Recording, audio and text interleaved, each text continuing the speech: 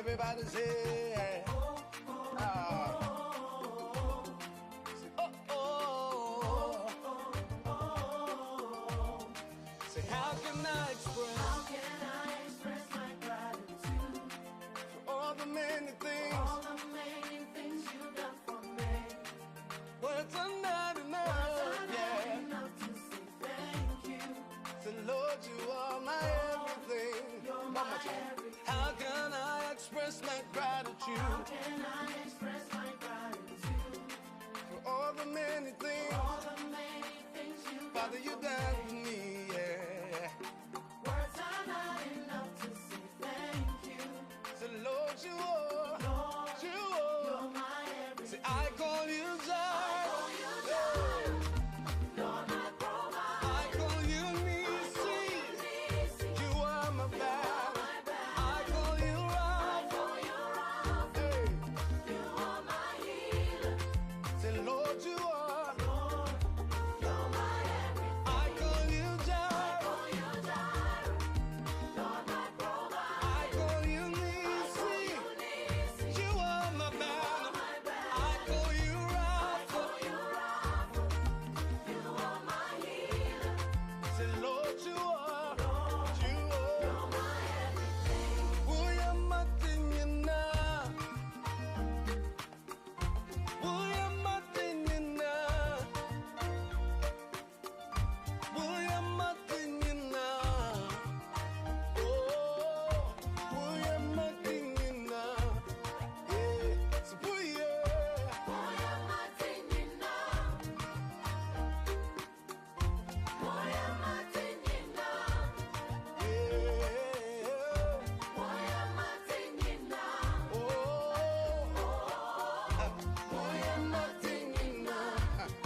Say, I call you Jireh, say. I call you Jireh. You're my provider. I call you Nisi. You are my banner. I call you Rapha. Hey. You are my healer. Say, Lord, you are my everything. Yeah. Are you ready, everybody? All right, listen. William Miguel, come here. 1, 2, set. Hello, lovely people, wonderful family out there.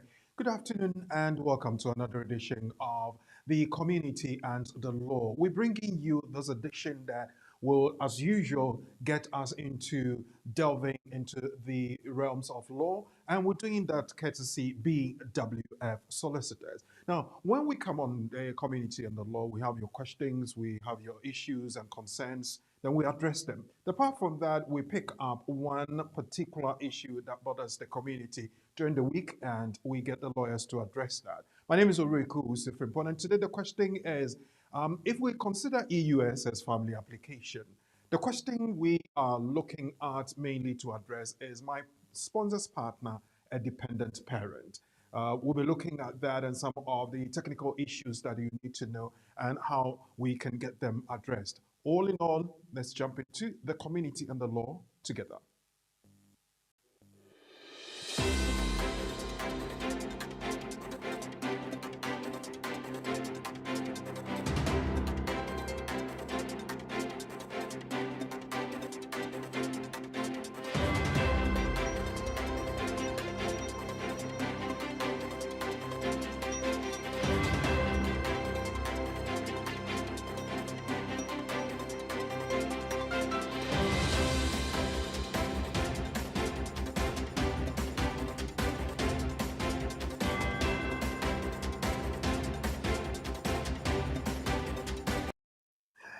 Yes, you realize the time people are picking up their phones and are sharing the links. This is the community and the law. Another one for you this Saturday afternoon, and I'm privileged to be in the hot seat. I'm going to direct affairs and mediate the discussion. And the question we're asking this afternoon is when it is that you have your EUSS application to complete. Your sponsor's partner, can you describe him or her as a dependent parent? The answer may obviously be yes or no, But if it is yes, what are the reasons? If it is no, what are the reasons? Technically, what's going to happen?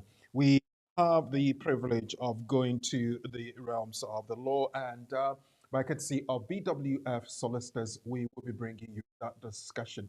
BWF solicitors, let me talk about them briefly. This is a law firm that has been operating here in the UK, and especially in London, for more than 30 years.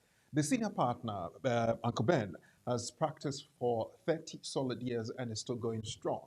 Now, BWF Solicitors picks up everything the law demands that you know and explains that to you or brings it to your doorstep so you are comfortable with that when it comes to divorce, when it comes to family applications, when it comes to naturalization, when it comes to nationality, your stay here in the UK, how you can make any application for it to be very successful, you go to BWF Solicitors.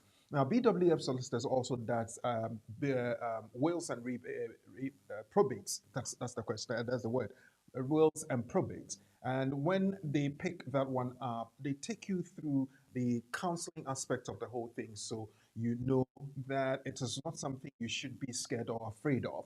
Then again, they also help you go through the application and get it right. So go to BWF Solicitors. They are at 214 to 218 on the Tottenham High Road, North London. The postcode is N15 4NP. They work Monday to Friday between 9:30 in the morning and 6 p.m. in the evening. When you want to go to them, weekends is just by appointments only. So make sure you do that. And the telephone number you need to call them and book an appointment is 0208 493 7340. I say the number again, 0208 493 7340 or 077 127 61884. I take that again, 077 127 61884. BWF Solicitors, they are trusted partners when it comes to the law. And I think this message will drum it down home. This is our world. Here we are in our community.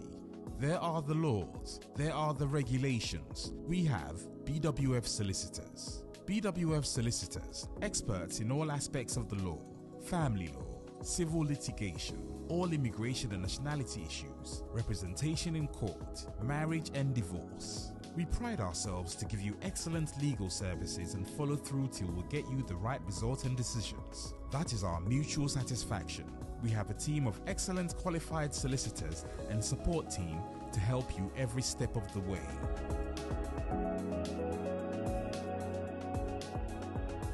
Our senior partner, with over 30 years of unbroken service to the community, is a member of the Family Law Panel and has advised several lawyers and institutions in many legal matters.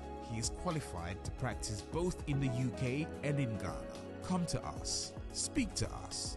Let us represent you. We are your trusted community partners when it comes to the law. Locate us on the 4th floor of the Anna House, 214 to 218 High Road at Seven Sisters in North London, N15 4NP. Nearest train station, Victoria Line to Seven Sisters Station, exit number 2. We are open for all consultations from Monday to Friday, 9:30 a.m. to 6 p.m. Weekends by appointment only. Call us now on 0208 493 7340 or 077 127 61884. BWF Solicitors, your trusted legal partner.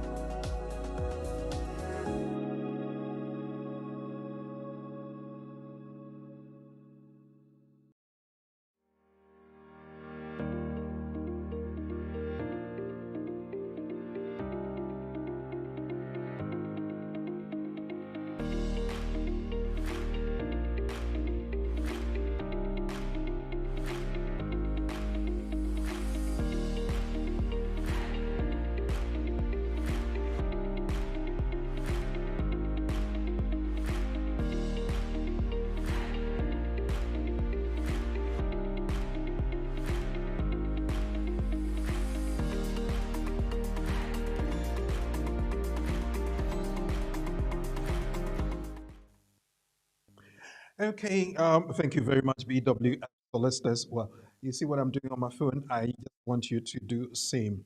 I'm picking up the link and I'm sharing with my people in my network. So when you are on here, two things I need you to do: pick up the page, share, and like, and also put your comments in the comment section so we can all do that together. We're live on BWTV. We're also live on BWF Solicitors Facebook page and BWF Solicitors YouTube page. Um, those of you who are here, I can see my sister Tilly Duma live here, welcoming people. Lovely family, she says. Thank you very much, Tilly. Thank you for coming on. Ezekiel Johnson, welcome family. Keep sharing. That's the message and that's the view. Chi Wo, welcome on board, everyone. Chi Wo, thank you very much. Let's hear from you as well. Demonukum says good afternoon to all of you.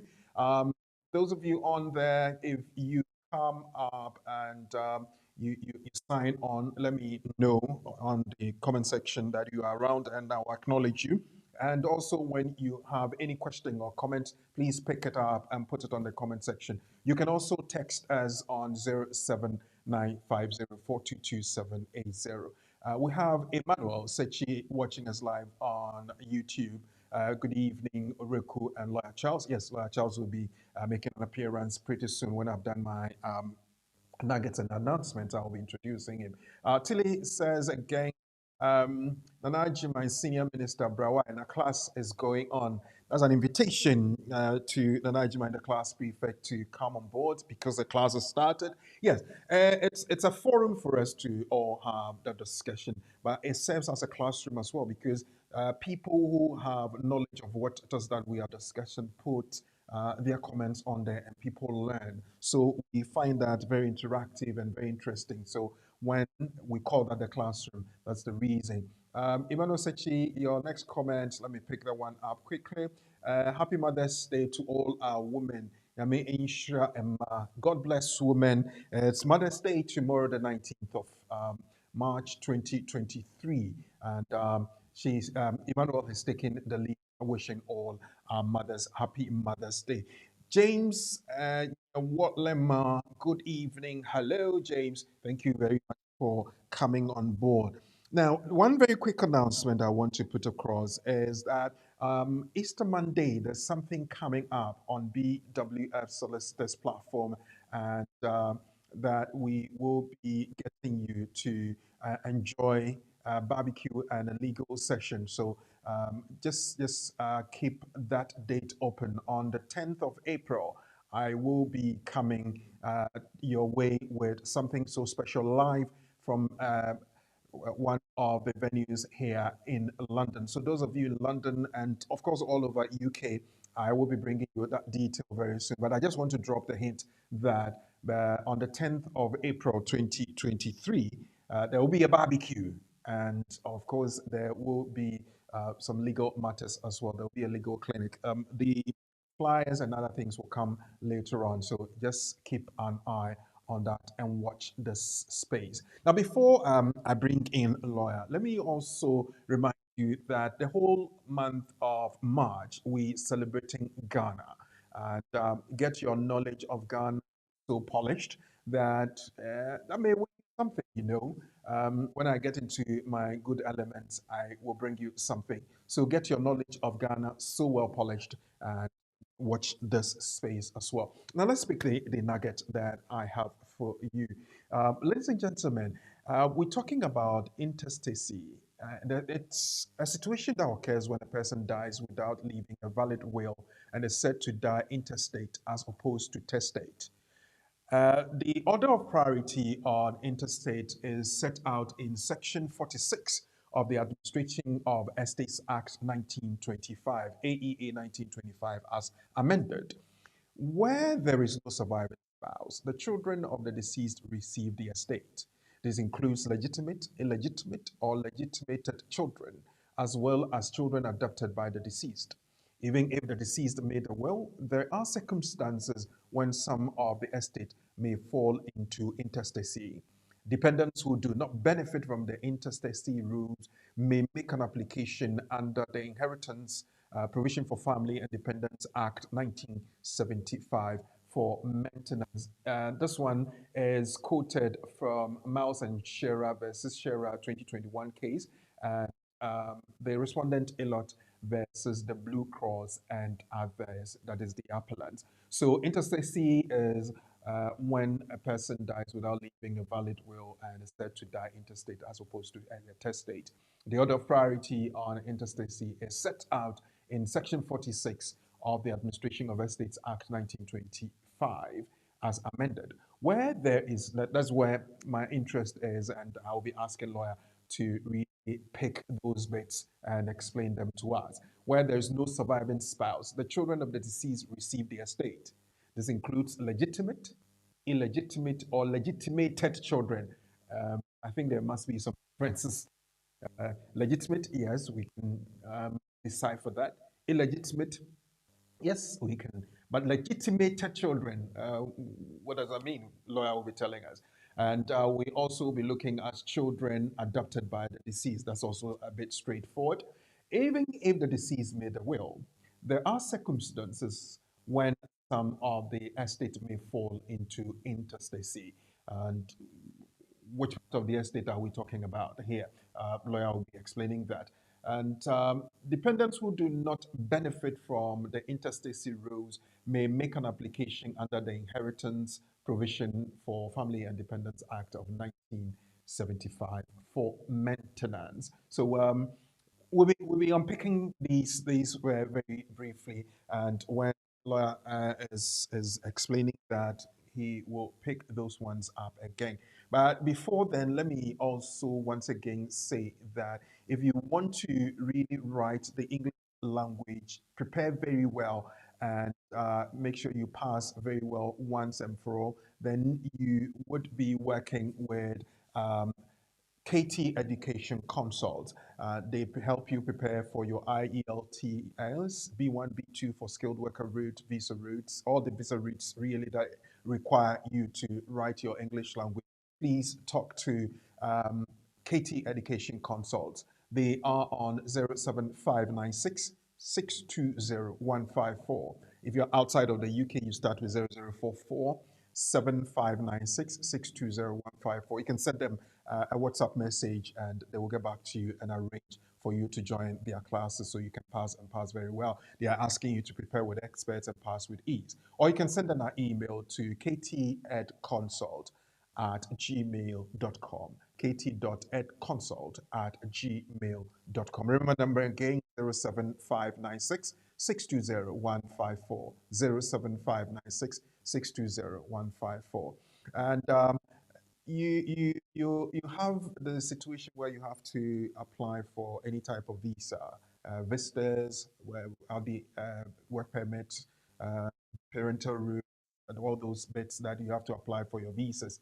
How to make that successful is to consult and contact BWF solicitors. Now they tell you you can have a visitor's visa application done so successfully through them by calling them now on 0208 493 7340 or the emergency number 077 127 61884, or in Ghana 050 462 2794, 050 462 2794. I have somebody who sent me a text that you were calling, a number wasn't going through. You know what? Send a WhatsApp message to the emergency number. That is also okay for us to get in touch with you, or get in touch with BWF solicitors, so to speak, at 0044 77 127 61884, 077 127 61884. BWF solicitors, they are our trusted partners when it comes to the law. Let's take their message again.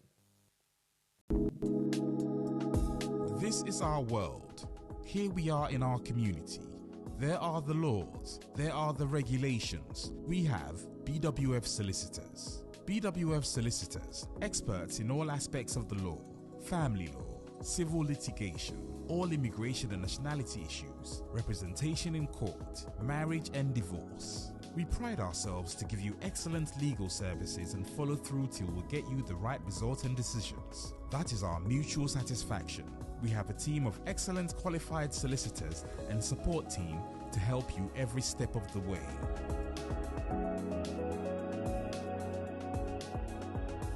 Our senior partner, with over 30 years of unbroken service to the community, is a member of the Family Law Panel and has advised several lawyers and institutions in many legal matters. He is qualified to practice both in the UK and in Ghana. Come to us. Speak to us. Let us represent you. We are your trusted community partners when it comes to the law. Locate us on the 4th floor of the Anna House, 214-218 High Road at Seven Sisters in North London, N15 4NP. Nearest train station, Victoria Line to Seven Sisters Station, exit number 2. We are open for all consultations from Monday to Friday, 9:30 a.m. to 6 p.m. Weekends by appointment only. Call us now on 0208 493 7340 or 077 127 61884. BWF Solicitors, your trusted legal partner.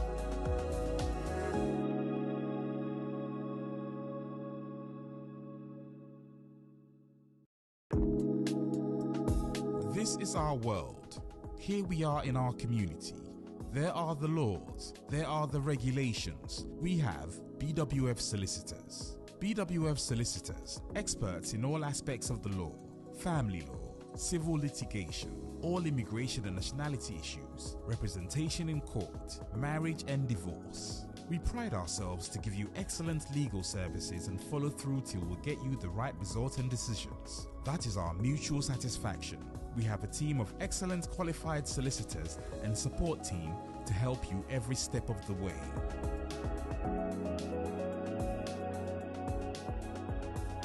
Our senior partner, with over 30 years of unbroken service to the community, is a member of the Family Law Panel and has advised several lawyers and institutions in many legal matters. He is qualified to practice both in the UK and in Ghana. Come to us. Speak to us. Let us represent you. We are your trusted community partners when it comes to the law. Locate us on the 4th floor of the Anna House, 214-218 High Road at Seven Sisters in North London, N15 4NP. Nearest train station, Victoria Line to Seven Sisters Station, exit number 2. We are open for all consultations from Monday to Friday, 9:30 a.m. to 6 p.m. Weekends by appointment only. Call us now on 0208 493 7340 or 077 127 61884. BWF Solicitors, your trusted legal partner.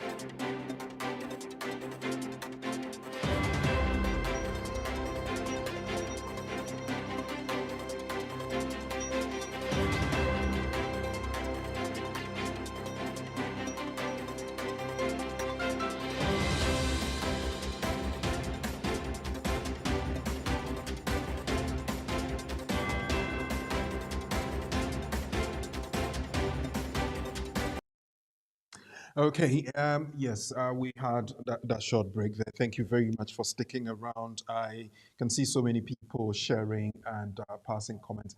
Tilly, thank you for that wonderful job you're doing over there. And also to Ezekiel Johnson on the other part. Please kindly share.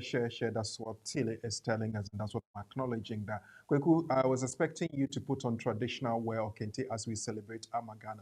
Yes, I've got my traditional bit here. So, Alex, I wasn't out of place. So, as I said, sharpen your knowledge on Ghana, and I will be probably giving you something to celebrate. Rebecca, today is your birthday. Becky, yes, happy birthday to you. You're a March born as well. That's wonderful. Thank you very much for letting us know. Happy birthday. We share your day, we share the blessings, and we ask God to continue to bless you all throughout and whatever it is you have on your mind and in your heart. May the Lord get it done for you. Good afternoon to everyone. Sarah Pizzo saying that. And Tilly, yes, keep doing that for us. Thank you so very much. Um, well, people are sharing. I think I fall into some networks and I've seen that the share is coming my way. That's so very wonderful. Thank you so very much.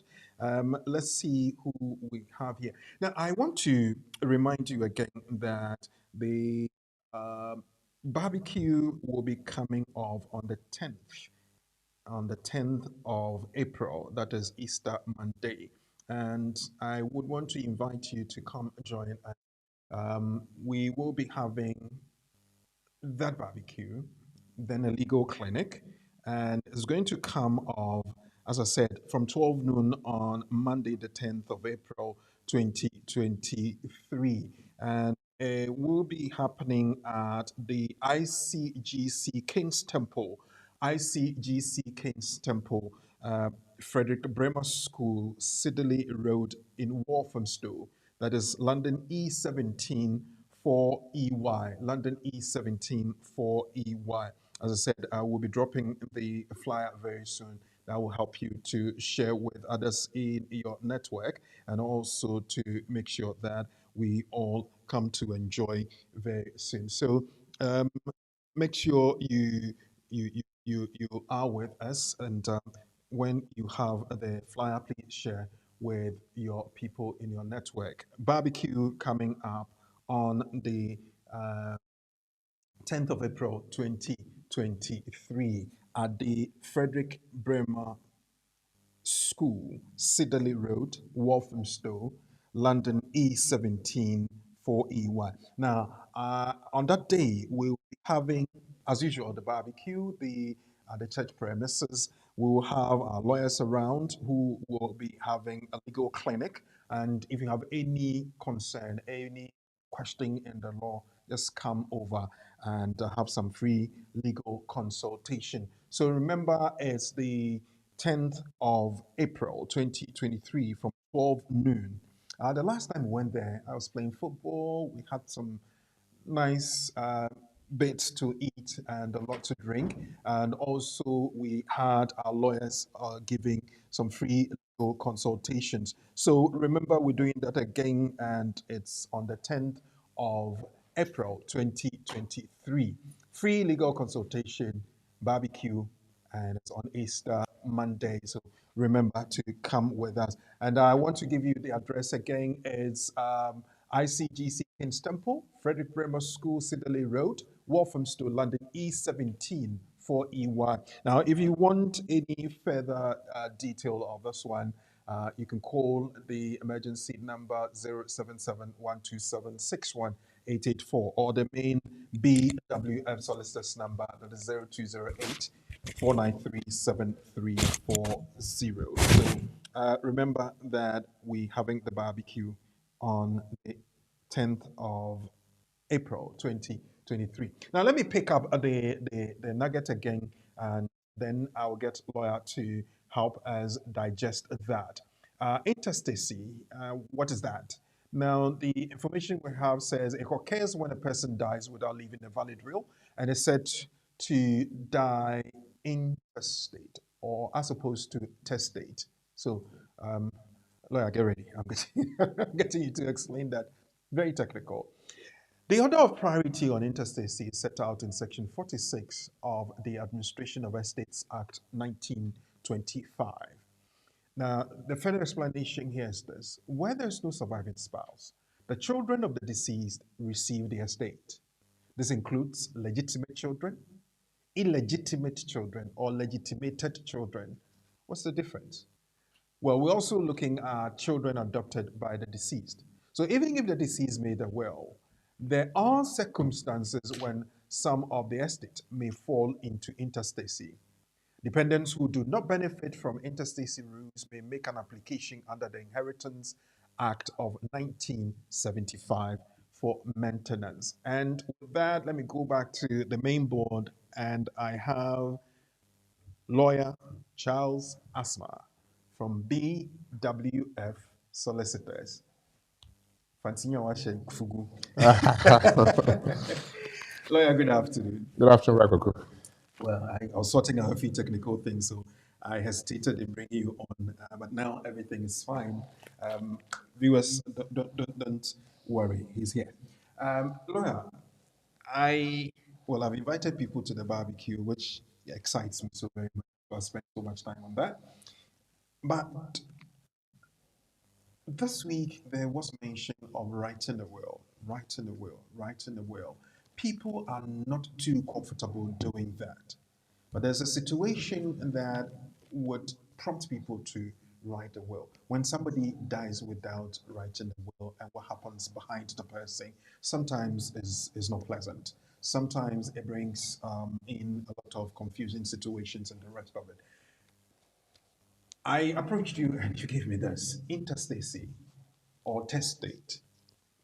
What is that? Is it too technical? Is it something we can just break down for people to really grasp and understand? Thank you very much, Rakoko, and a very good afternoon to viewers and listeners.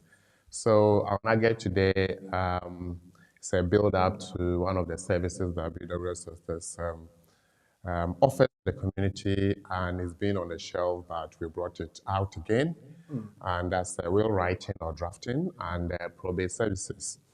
Now, why are we talking about will? We know that will is just an expression of the deceased person's intent whilst alive. Okay. And therefore, that intent ought to be implemented to show that, one, we honor the dead, and at the same time, we're not doing anything contrary to what the person would have done if they were to be alive. So that is like carrying out his wishes when the person is So dead. the wish or the will, so that's the word, the wish or the will of the dead person. Now, the good thing about the will is that it sets out everything, and therefore we carry it out. Things are clearer, easier, smoother. Now, if the person has not expressed any intent or wish, then it is up to the state to effect that. So when a person has a will or has already expressed intent before death, we say the person has died testate.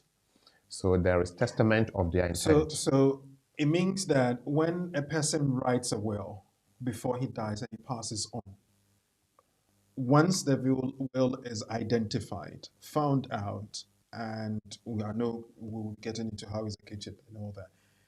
If that happens, then the person died testate. Yes.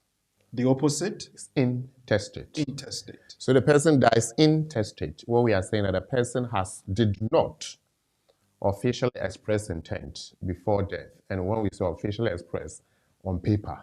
And by today, we are not going to discuss will and what, because a lot of that will come up as part of the services that we offering, but today let's just home in on this. So if you wrote a will or made a will before you died, how you wanted your properties to be shared is what is effected. If you did not, then the state, by operation of law, will decide how that is effected. So from the nugget today, again, we have the case law and the pinning, and we have also the law that looks at the administration of estate. So we're looking at Administration of Estate Act 1925, and especially with respect to Section 46. So we have the surviving spouse. Mm-hmm. So we have the surviving spouse taking preeminent over anybody else. We have children, and children here, we're looking at the children of the dead person. Okay. And here, so whether they are stepchildren or not, children of the deceased. That's why the nugget specifically say children of the The deceased. deceased. Okay. Now, Then, there are some technical bits in there. When you say where there is no surviving spouse, the children of the deceased receive the estate. I explained children. Now, it goes on to outline who the category of children. We have legitimate children, illegitimate children, or legitimated children. Is there a difference? so you can see that if something is legitimated, it means it has been made legitimate.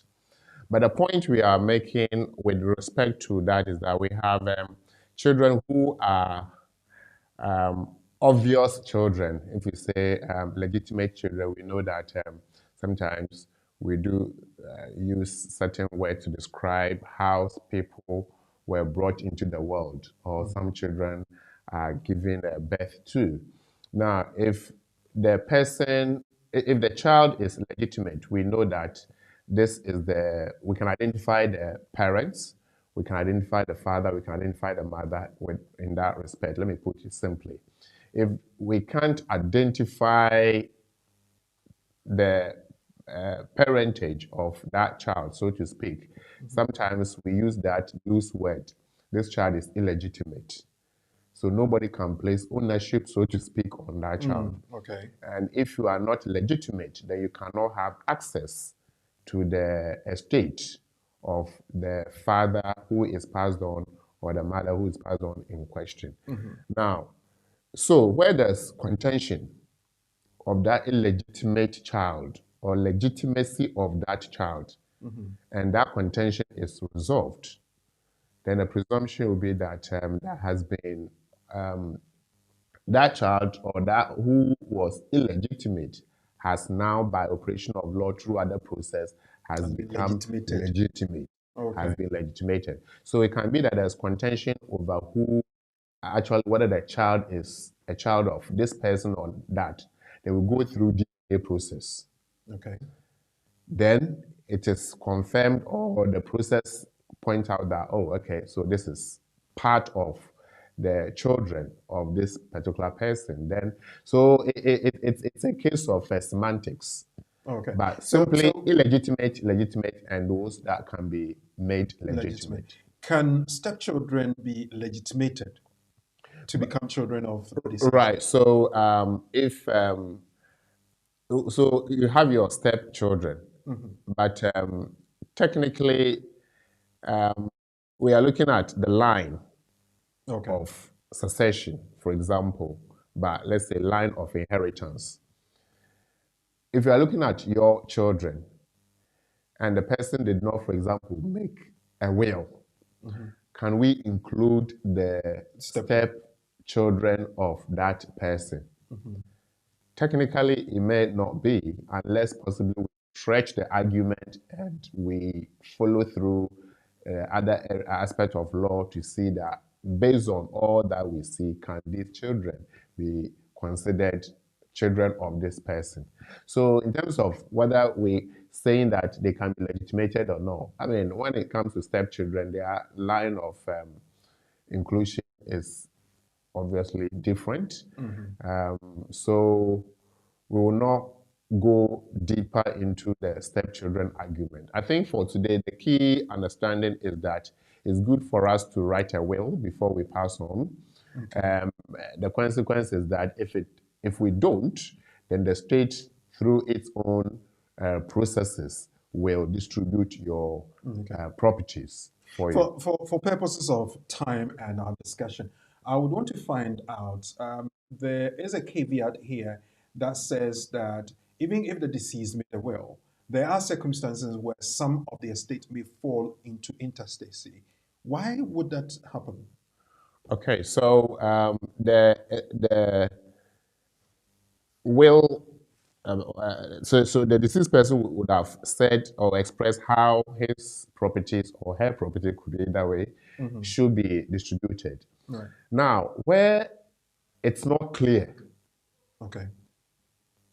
which is which, then we cannot include that in the will or to be the intent of that person. It might even be the case that the person did not even remember to include that particular property or estate into his wishes Okay. or the will. So any a property that falls outside the list of the list included in the will, then we can say, well, the person did not make a will for that. Okay, then that would Then fall under then the intestacy. presumption is that the person that the will does not cover. If the will doesn't cover it, then it falls under intestacy. Okay. And under what circumstance would, like the last paragraph, dependents who do not benefit from the intestacy rules may make an application under the inheritance for maintenance? So the person might have had dependents or people who depend on. They could be orphans that he was taking care of, or stepchildren he was taking care of, or anybody, so to speak. And it could, remember we talked about spouse. What if the person is not a spouse? And who's the spouse? So if we straight the argument, we say, well, the person dependent on the deceased, but there's no provision in the will. But the cater for person must survive. Yeah. And the person will make application so that in terms of administration of the deceased person's estate, their maintenance, the maintenance of those dependents could be factored into. Okay. All right. Whatever it is, I would want to. It's a difficult subject for certain people, but I would want to bring it down, water it down so very well to say that it is necessary you did it. It is easier to get experts like BWF solicitors to help you do that. Sometimes it's difficult for you to make up your mind. You might want to go through some counseling and the rest of it. Talk to the experts and they will help you do that. Don't leave it too late. Don't leave it till when you become so incapacitated to do it and it might create problems for your survivors. I know one day we will have a whole session to treat the aspect of a will, how it is done, what to do, what not to do, and where to go when you need help. BWF Solicitors is ready to help us every time, every day, anytime. Intestacy occurs when a person dies without leaving a valid will, and I don't think you would want to have that situation and that get your children or survivors into that. So write one, talk to BWF Solicitors 0208 493 7340. And that brings us to our topic for today. Very interesting one. Now, the EUSS scheme has a lot of things around it that we haven't really unraveled very well. Your sponsor. Who is your sponsor? Your sponsor's spouse. Is your sponsor's spouse qualified to be your dependent parent? The EUSS Family Permit Application. What are the things you need to know about it? Now, listen, this is a forum for you to have all these questions answered. So I would want to ask you to ask somebody who hasn't joined us to join us and pick up the link, share, comment, and send your questions in. The text number, as I have said already, and I want to repeat, is 07950 422 780. 07950 422 780. Or when the lines are active, you can call us on 0208 123 1016 and or 07399 208 468. Lawyer Charles Asma, why is it that we have so many things about EUSS? I thought it was a simple and a straightforward something. Well, remember the whole discussion about Brexit could have been straightforward, but you and I know that it's still not straightforward because we haven't even finished dealing with what happens to Northern Ireland what happens to this, the Good Friday Agreement and all these things are still lingering on. And therefore, much as it appears or seems straightforward, it's not straightforward. And if the whole concept itself is not straightforward, then any remnant of it will not be straightforward. And that is why applications under the provisions of Appendix EU will never be straightforward. Even there's case law ruling that if the person came here and decided to say, I don't care about EU settlement scheme, so I won't do it, the law says, well, they are okay. You can't deny the person. Deny them, Right. so don't mind them. So you can see the whole program or project is not straightforward. So today we are looking at dependency and who qualifies to be your dependent parent. Right. And whether such dependent parent is the substantive sponsor or the spouse of the Spouse of substantive them, sponsor. And what if the substantive sponsor is not able to show that you depend on them? Can the spouse be able to do that and cover you in that respect? So these are the discussions we are having this afternoon. Now, we know that if you're already in the UK, you make application under the EUSS scheme or the EU settlement scheme for you to be given pre or settled status, yeah. as we know, either under EU11 or under EU14 in terms of the paragraphs. Now, what if you are abroad? Right. What do you get? If you are abroad, of course, you make your application for entry clearance and you show either you are making an application based on your parent and whether it's based, if it's based on your parent, whether you need to show dependency or not. Oh, no. Yeah. Whether it's based on your child, and if it is so, whether you have to show dependency or not. Now, this conversation, you can see that we are looking at focusing more on children who are making the application based on their parent, Right. and saying that they depend on their parent, and therefore that dependent parent suffices to sponsor that application. I refer you to the whole provision, Appendix EU provision to the immigration rules. And I take you down to one of the definitions, Annex 1. So the Annex 1 looks at the key definitions. And therefore, the courts and the caseworkers will look at what does the law define this, or how does it define that. Okay. So if one of them is a dependent parent, and it says that dependent parent is the substantive or the relevant EU national sponsoring the application or their spouse. Okay. So it might be that you are not the main person sponsoring the application, but you are the spouse of the person sponsoring the application. Okay. So the question is, are you covered within that definition? And the law, the provision says yes, because it says or, and anytime we make reference to or, we say that we are looking at this or that. So you have a choice. Okay. If the main doesn't work, go for the substitute. Has it always been so, or there have been an amendment to the regulation of the law? It is what it is. The EU provision as structured or drafted is what it's. So that one gives a range of definitions, including what dependency is. But our focus today is who is a dependent parent. Can A or B be my dependent parent? And that is it's important because there are instances where the sponsor may not be able to prove that the child depends on them. Okay. For whatever reason. However, the spouse of the sponsor can prove that the child depends on them, and especially children who might be stepchildren.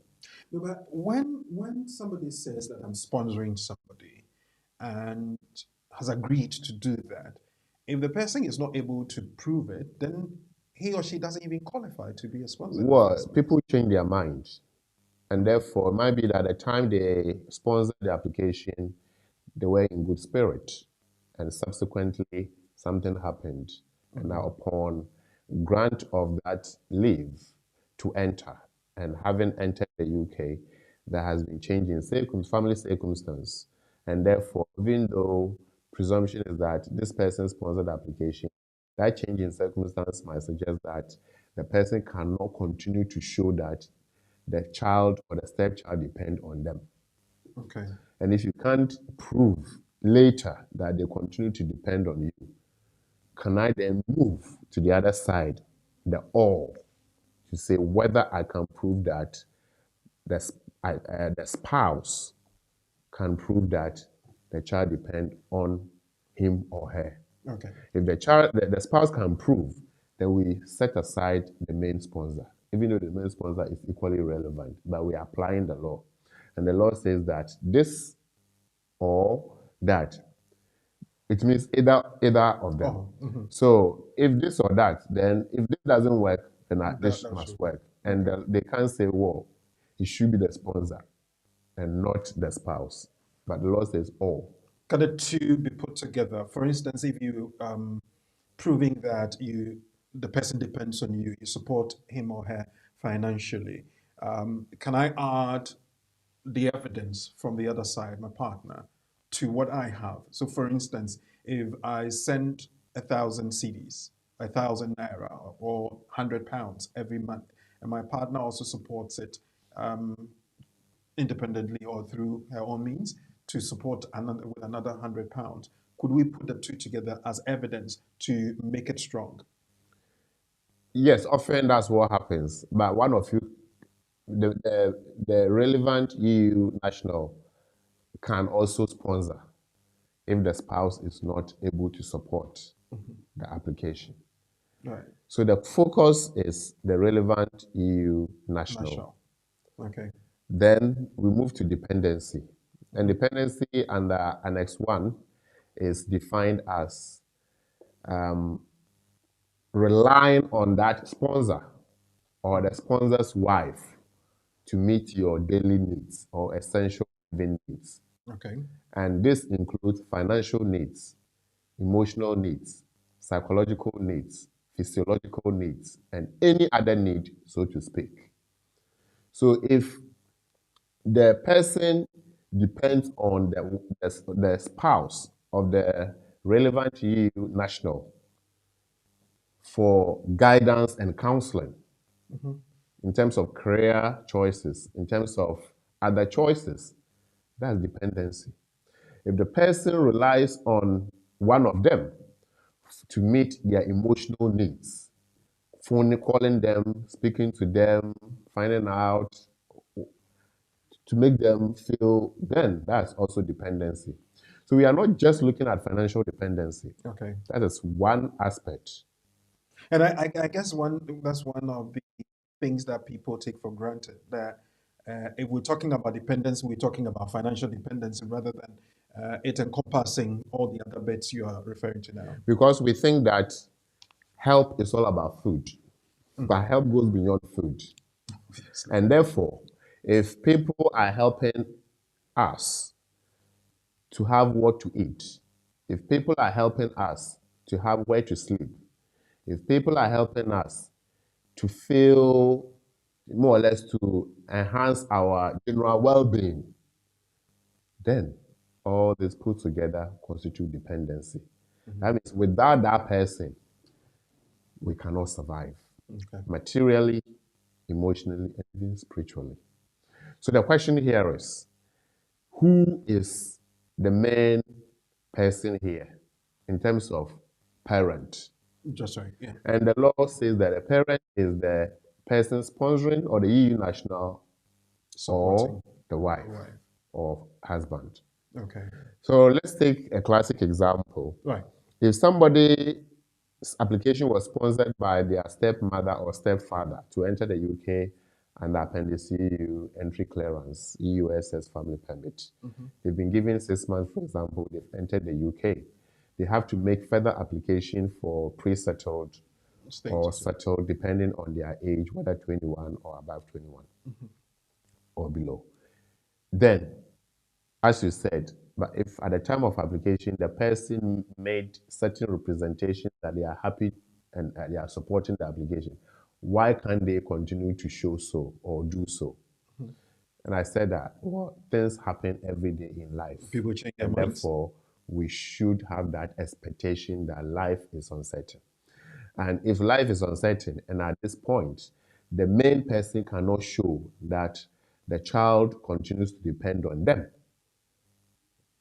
If they are living together with their spouses and they jointly sponsor the application, or even if they didn't jointly sponsor the application on paper, but everything points to the fact that one contribute and therefore the other was able to sponsor the application, then the child can say that, right, my main sponsor, for whatever reason, is not able to show that they continue to help me to meet my needs. That's right. However, their spouse is able to show, and their spouse here I'm talking about, for example, my father or my mother, because I'm the stepchild to the main person. And for whatever reason, it's not possible for them to show that I continue to depend on them.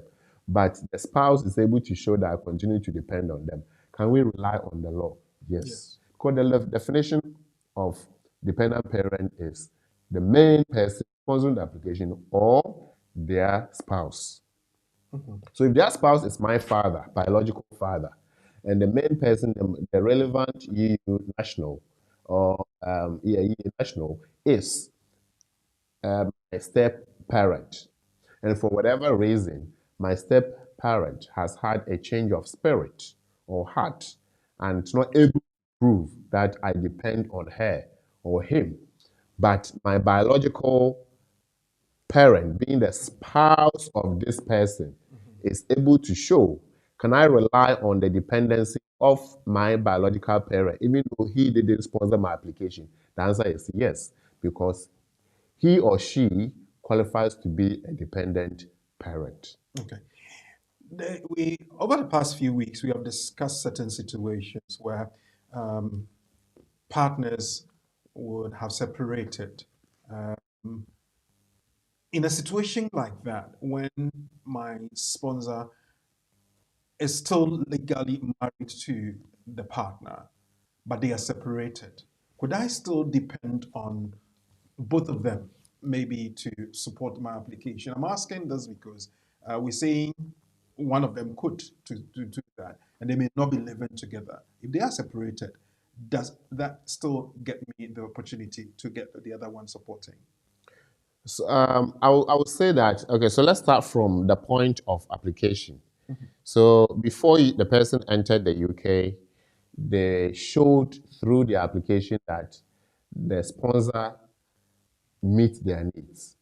Therefore, they depend on the sponsor and they have proven the dependency by way of financial dependency, money, the remittances and all that, including accommodation, the rent. They've also proven emotional dependency by way of WhatsApp communications. They've also shown other aspects of physical dependency by way of going to visit them.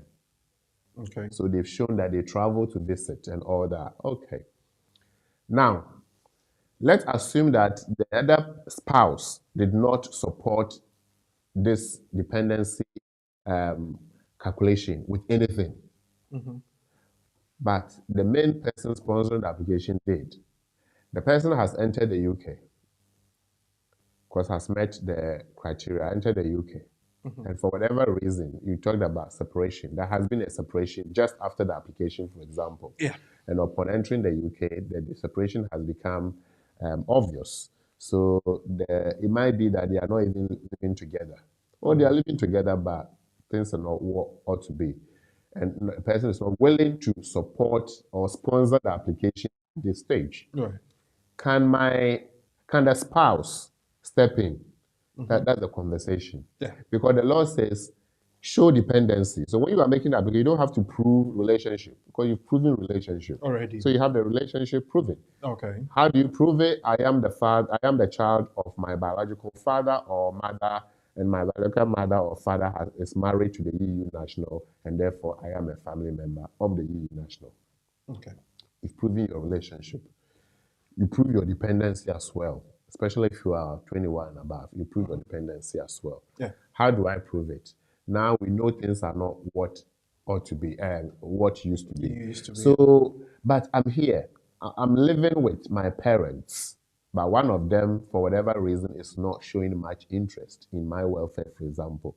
But the question is, are you still depending on that dependent parent? Okay. So we have to define who a dependent parent is. Okay. And the law says that a dependent parent is the sponsor or the sponsor's wife. Okay. So they are telling you, the child, that your dependent parent is your stepmother or stepfather who sponsored you, or your biological mother or father who is in that marriage, based on which you became a family member. Yeah. So by dint of that relationship, whether as your biological or a step parent, that relationship qualifies that either of them could support you. One could start and one could continue, or vice versa. So yeah, but the point we are making is not that one will start and go, but the nutshell is that when they were making the application, they might have done it jointly, or one might have fronted it, the other one supporting it invariably. Yeah. Because if they are living together, then one will buy food and they all share, so that the other one could support the care of their stepchildren at home. Okay. So there's contribution. So the law recognizes the fact that the spouse of the relevant EEA national is equally a dependent parent. Because if the person is not in the picture, maybe the sponsor alone could not have been able to meet sponsor the fully. needs of those children. Now, if the sponsor is not in the picture, and the burden is now on the biological parents, what can the children say in terms of dependency? The children can still say that we depend, or I depend on the spouse of my sponsor, and therefore I still have my dependent parent. I'm envisaging an interesting scenario here. You might have mentioned it, that my sponsor is an EU national.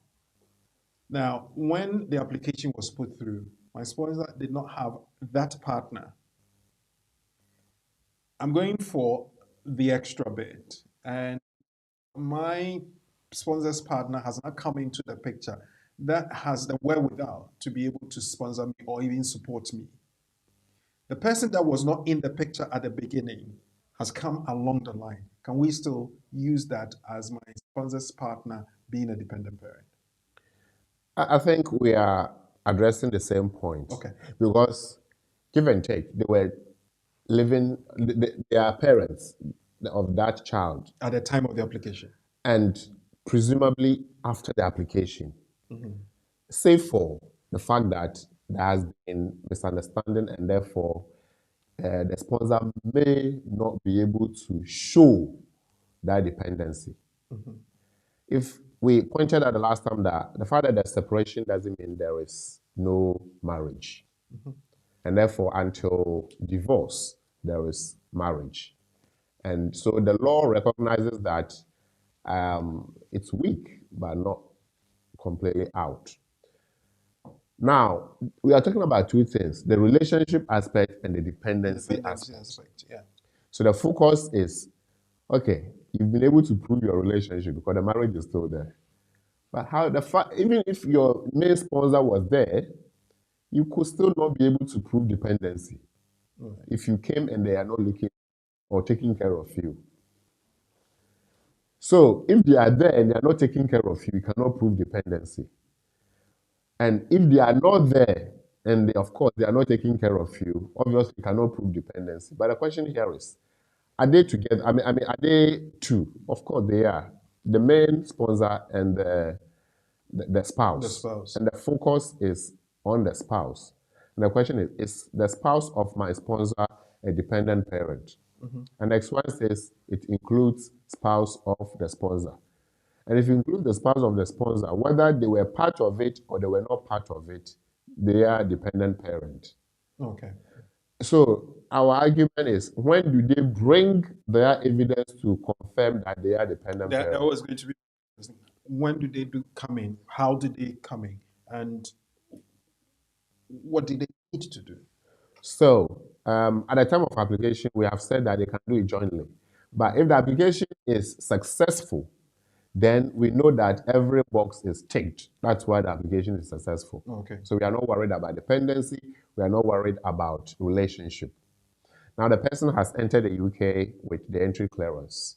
They have to proceed to do the pre-settled status application or settled, depending on the age Right. of the child. Now, reality setting. The main sponsor is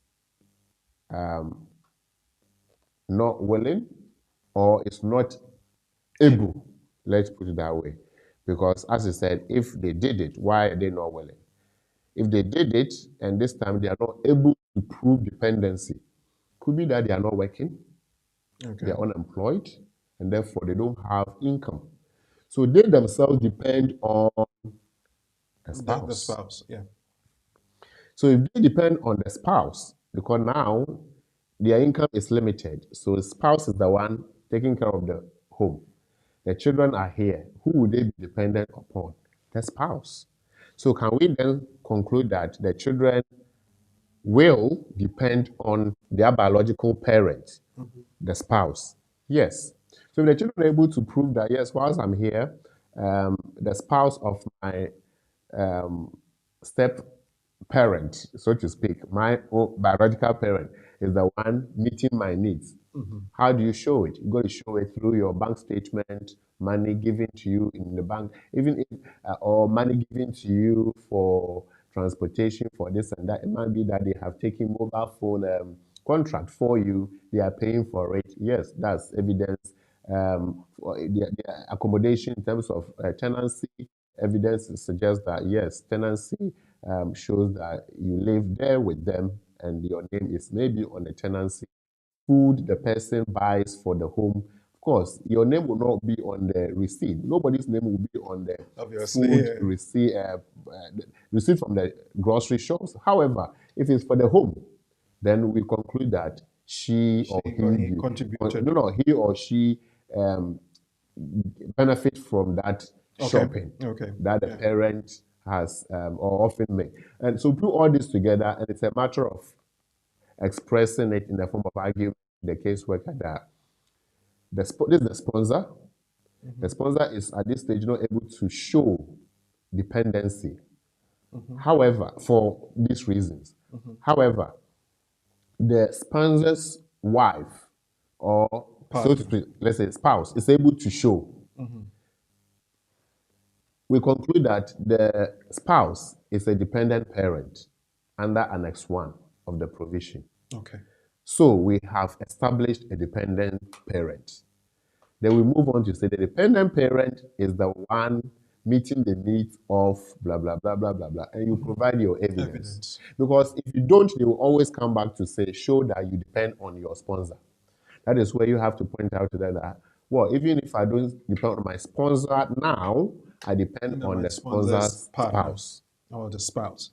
Okay, so it's a bit straightforward, but quite technical, and I would advise that you get the lawyers and the people with the technical know-how to do that for you. The question we have posed is my sponsor's spouse a dependent parent for the purpose of providing dependency in EUSS family permit applications? The answer is yes. And lawyer Charles Asma has graciously explained all the technicalities, the mappings, if you are interested in mathematics and all that, to get us to understand that, yes, your sponsor's partner could be seen as a dependent parent when you are doing your EUSS family parent application. We're live here, and we will be activating the lines very soon. Your comments, your questions are invited now. The text number is 07950 422780, and you can call us on 0208 or 0739920848. Text, as I said, 07950 422780. If you have any other questions on the platform, we can pick them now. But lawyer, one question here, I think it's an audio. Let's see if we can pick that one up quickly. With your permission, please, let's start Sure. with that.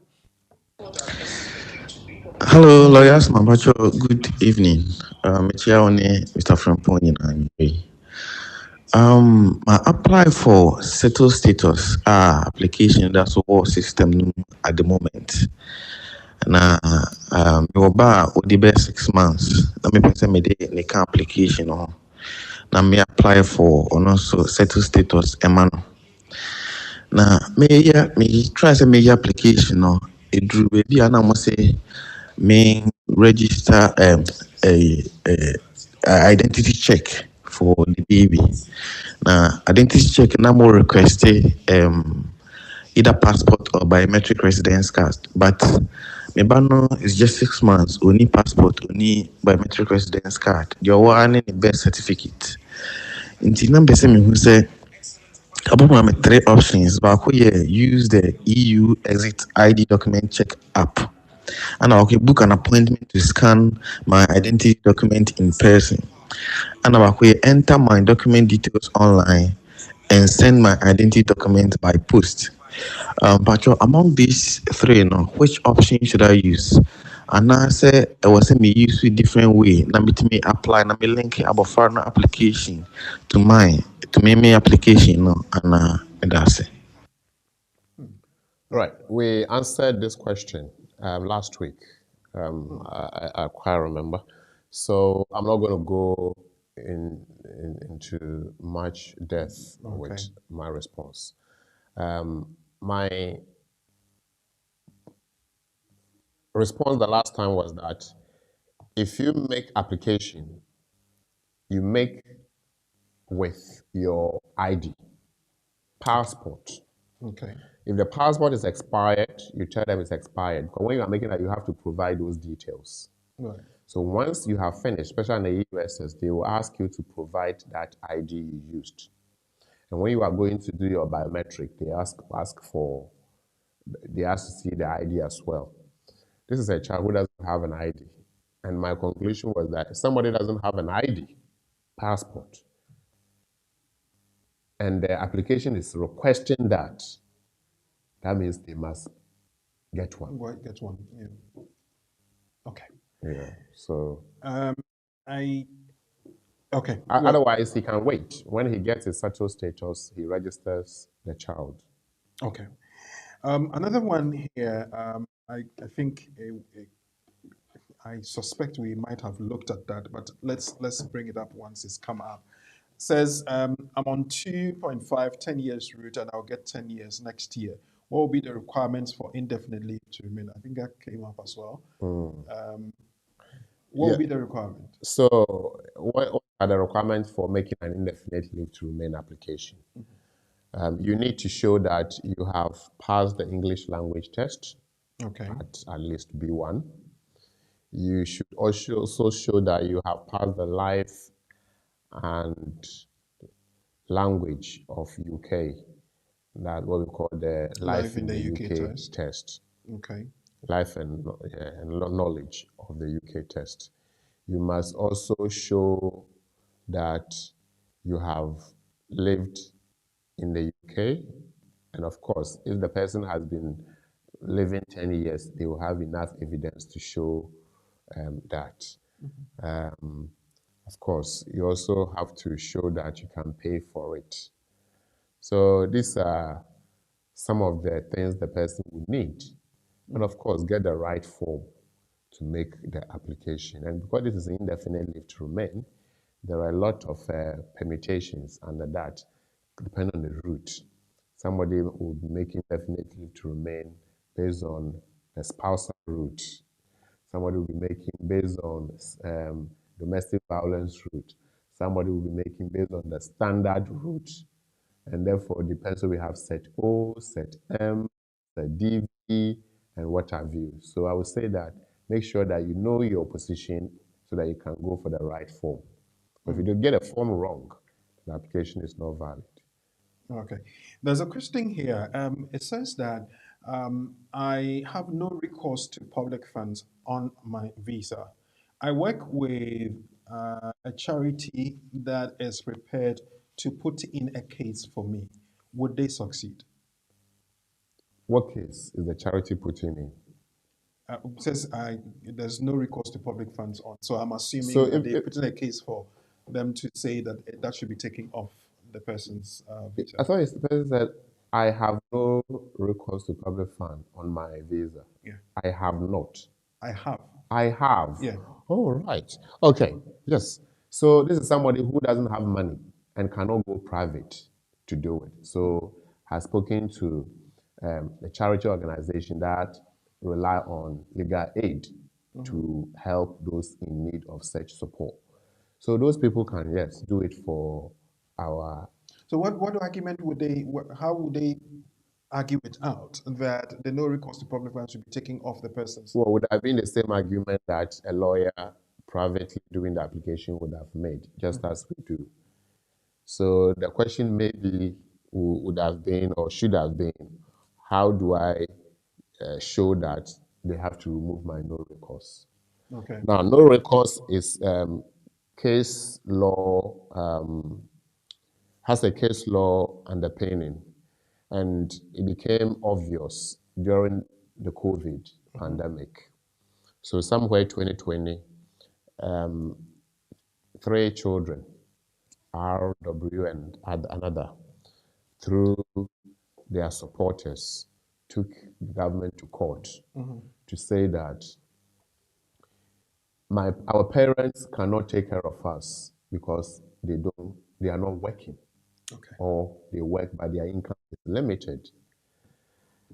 And some of them working because of COVID, they've been asked to stay home without any pay. However, they have restrictions on their leave and they cannot get support from the state. We are dying. So who is speaking? The child. So it focuses on the child as opposed to the parent.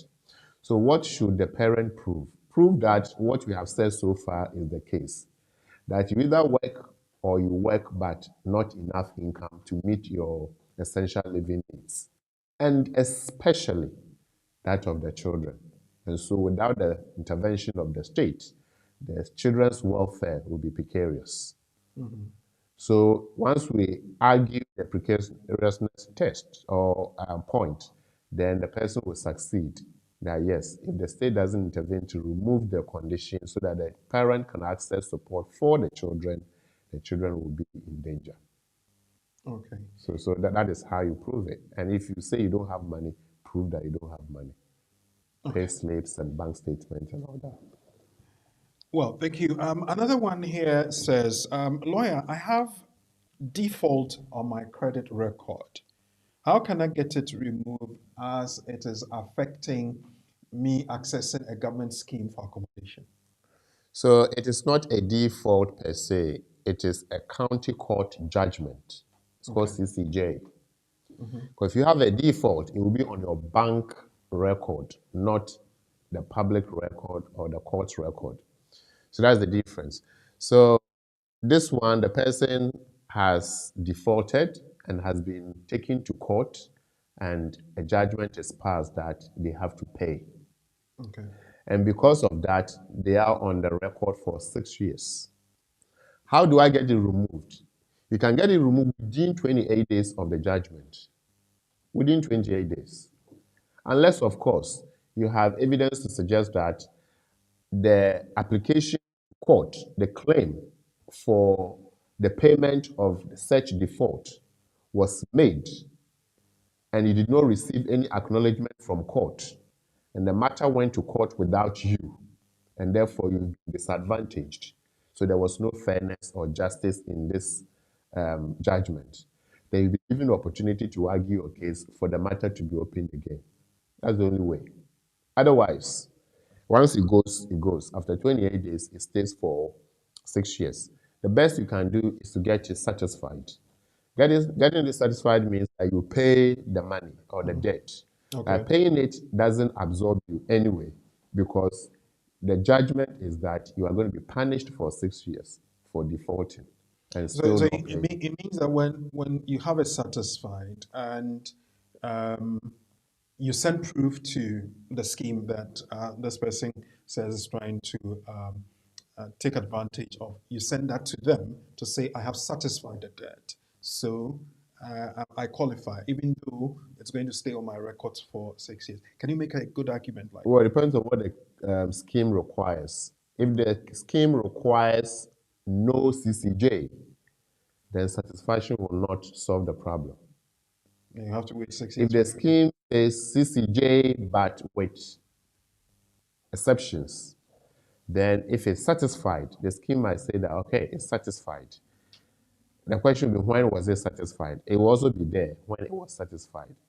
Then, depending on the circumstance, the scheme administrators might say, that's fine. Once you've satisfied it, no problem. Yes, you still have your credit history dented, but no problem. So it's up to what the scheme wants. But to answer our colleague, can I get it removed? You can't get it removed if it's more than 26 days. Unless, of course, you want to argue strongly by making an application to court to have the judgment set aside. Okay. Well, we have Nana Tufo online. Odisha Banana Kwekume, thank you very much.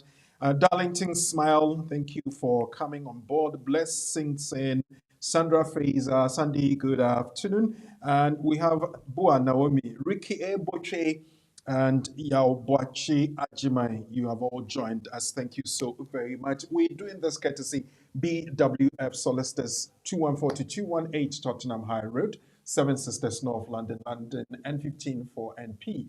Via public transport, Victoria Line to Seven Sisters, use exit number 2, and that brings you to the frontage of Anna House. BWF Solicitors is on the 4th floor. They work Monday to Friday between 9:30 a.m. and 6 p.m.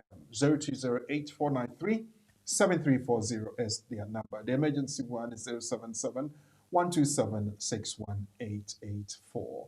Remember, with BWF Solicitors, we have a trusted partner when it comes to the law. Their message will be back. This is our world. Here we are in our community. There are the laws. There are the regulations. We have BWF Solicitors. BWF Solicitors, experts in all aspects of the law, family law, civil litigation, all immigration and nationality issues, representation in court, marriage and divorce. We pride ourselves to give you excellent legal services and follow through till we get you the right result and decisions. That is our mutual satisfaction.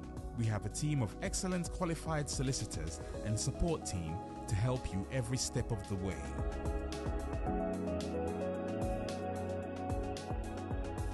Our senior partner, with over 30 years of unbroken service to the community, is a member of the Family Law Panel and has advised several lawyers and institutions in many legal matters. He is qualified to practice both in the UK and in Ghana. Come to us. Speak to us. Let us represent you. We are your trusted community partners when it comes to the law. Locate us on the 4th floor of the Anna House, 214-218 High Road at Seven Sisters in North London, N15 4NP. Nearest train station, Victoria Line to Seven Sisters Station, exit number 2. We are open for all consultations from Monday to Friday, 9:30 a.m. to 6 p.m. Weekends by appointment only. Call us now on 0208-493-7340 or 077-127-61884. BWF Solicitors, your trusted legal partner.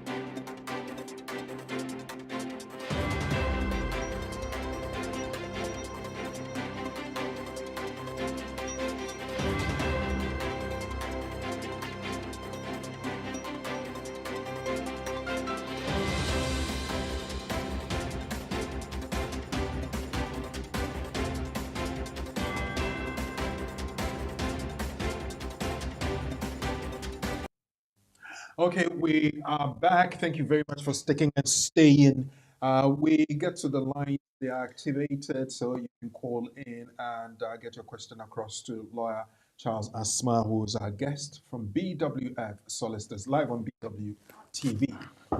07399208 or 0208-123-1016. Hello, good evening. Good evening, Uncle Hello. Kuku and Lord Charles. Hello. Yes, sir. Hello. Good evening. Good evening, Uncle Kuku and Lord Charles. Good evening. I just want to take your views on, your advice on this. So you were talking earlier about wills and intestacy. Now, I know maybe most of the discussion is centered on the UK. It's an assumption I'm making. But in terms of Ghana, you would see situations where the family, I mean, the parents or the extended family of the deceased, seem to stake a claim in the estate of the deceased. Where does the law stand on that? And in instances where, for example, the deceased has a property which the family claims that the deceased, for example, built it jointly with the surviving spouse, and therefore they have a claim to it. Where does the law stand on that? That is number one. Number two is those of us in the United Kingdom who are maybe in the gig economy, who, for example, maybe do not have the right documentation to work. However, for purposes of employment or immigration, you want to use some of these processes to get by. Where do you stand in terms of if you have to, for example, provide documentation in terms of your taxes or filling tax forms and all that in the gig economy? Thank you very much. All right. So the first one is a jurisdictional matter. And I refer to the Intestate Succession Act of 1985. And that's a piece of legislation in Ghana, which looks at someone who, or if someone dies intestate, how will the estate be distributed? So the law is clear, and those who pursue it get their fair share. I'm also mindful to say that there are instances where people don't follow through the law and they try to box their way through to get what they want, thinking that they gave birth to their deceased child or family member, and therefore their property should be their property. Depend on the family involved. Some families are very decent, others are very, very different. But whatever is, where would those people stand where they are being intimidated to give up the properties left behind and all that? That is why the laws are there. If the person did not make a will, you just follow through what the government has proposed, the Intestate Succession Act or law. There are also instances where the person might have expressed or made certain statements to the family members that if this, when I'm gone, this should happen on my behalf. And that's why I use the word decent. Those decent families will follow through so that everything is peaceful. But where things are not peaceful, the person, the one who is aggrieved or being intimidated, should follow through the law, and the law is clear. If the person dies without a will, which law applies in Ghana? And it is the position. The second question was those in the gig economy, so looking at the ITs and all that, and also they may not have the right documentation, so the person is undocumented. How do they He talked that he wasn't clear, but he talked about. He's still on. Oh, fantastic. Hi, hello. Hello. Yes. Oh, hi, yes. So the second question, are you making reference to wills and probate, inheritance, administration of the estate, or you are making reference to documents in terms of making application to the Home Office? Yeah. The second question is not connected to those in progress as well. This is independent, so immigration, strictly immigration. Oh, immigration. Right. Okay. Thank you so much. So, in terms of making application, how do you prove all the documents that you need? It depends on which application you are making.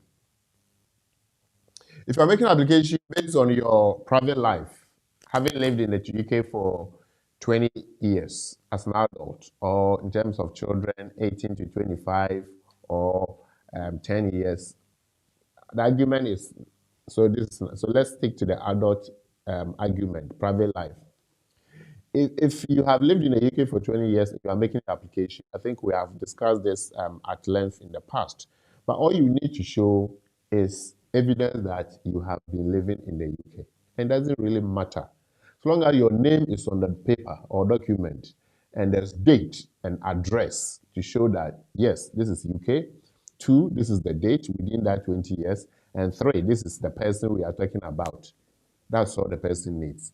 Whether you were documented or undocumented, whether you had this or that, it doesn't matter. You are just saying that I was in the UK. So this could be official letters or records from GP, hospital, from council, from this, for that, from that, even HMRC. There are people who use what we call provisional NI, TN with their date of birth and something at the bottom or end. Then eventually HMRC may write to them to say this or that if they have overpaid or underpaid tax. That is also a piece of evidence that you've been living in the UK. So if you put all this together, that will show or serve us. And if you were also schooling or undertaking a course, these are all part of your evidence. So that is to prove your 20 years. If you're making an application as a parent of a qualifying child, be it British child or EU child, in terms of a child with pre-settled or settled, then the argument we are making is that you just have to prove the relationship to the child and also the fact that you are the parent of that child. So the birth certificate of the child showing that your name is on as a father. You just have to also prove that the mother can show that you play a role in the life of the child, or GP can confirm that yes, you are part of the child's life, or school can show something. All these pieces put together, you make your application as a parent of a qualifying child, and that's direct access, whether mother or father, or male or female. And if you are making an application as a spouse, or as a parent of a stepchild. You do all this. So each application will call for specific evidence to provide. But it doesn't really matter whether you have your leave or you don't have your leave. You just need the right evidence to support your application. So I suppose that helps. Thank you. Okay. Thank you All right. so much. Thank you for coming on, and thank you for your faith in the program. Thank you very much. Next one, we have there's a couple of voice notes. Let me quickly pick that one up. We have some comments on the platform we will be picking up very soon, but let's go to this one. Good afternoon, Uncle Rico. Any lawyer? Bichiamu. Bebre. Yamin Shamu. Any majuma paramo here at the boy in community. No, na me pacho and as a mocha about landlord. Na be me rent it from private landlord. Na the problem roof eliki about both chimneys here in the bedroom. No. Na my company since 2020. Yeah, sorry, 2020. Almost send you about in a year. About in a year. My report. In this case, at the end of meeting me, but you'll be having second with me about me. Bye bye. Hello, good afternoon. Lawyer Asma, any Akoloriku, Yamisha Monumapa. If I told them, me say, already a child, a British or detainer, a form T, and then, the friend is saying, oh, Ghana, form, so Ghana passport, me at the Ashima, the patron and the same, and after so more, Sako biometric now. Requirement is a for ID brand na bibisa but already sa akola ne de ni say bia ID kra also de ka ho ti pa cho put me cheche mu kakra ama me ho ane dem ase bye bye. Can you play that again because the beginning was not clear? Yeah. Would you want to take the first one because I think it was sent by the same Okay, person. all right. So the first one has to do with habitable accommodation or rented property. Some time ago, we delved into that, and there was also an update on that the landlord is required by law to ensure that the property is cared for properly. So there is a duty upon the landlord. Now, there should be, in addition to quiet enjoyment of that property so that the landlord does not serve as a nuisance by always coming there, the place should also be habitable. And I remember we were looking at whose responsibility it is to make it habitable, depending on the nature. And in this one, it appears that it will be the landlord's responsibility because she's making reference to the roof. So if it is the roof, then the landlord has to put it right. Okay. She says that the landlord is not willing to do anything about it because she's made a incessant calls upon the landlord. If the landlord is not responding, then you have to report to the council. Okay. All right. The second one, as you said, let me play that again. Hello, good afternoon. Lawyer Asma, any Akoloriku, Yamisha Monumapa.